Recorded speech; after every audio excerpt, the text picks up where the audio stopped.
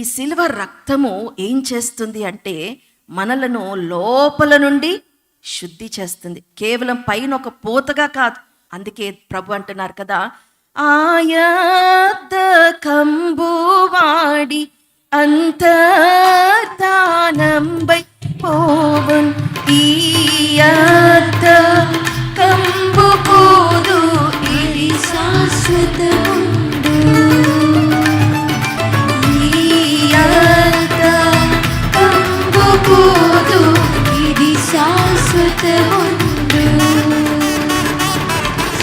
ఏంటంట ఏది అశాశ్వతం, ఏది శాశ్వతం అని పాడుకున్నాం. సూర్యుని యొక్క కిరణములు కూడా అద్దకములు అద్దుతున్నాయి, కానీ అవి అశాశ్వతం. కానీ క్రీస్తు, నీతి సూర్యుడైన క్రీస్తు ప్రభు యొక్క అద్దకము శాశ్వతం. కాబట్టి సిలువ అనేది క్షమాపణకు సూచన. సిలువలో ఏముంది అనగా, యేసు ప్రభు మన ప్రతి పాపము నుండి మనలను శుద్ధులుగా చేస్తున్నారు.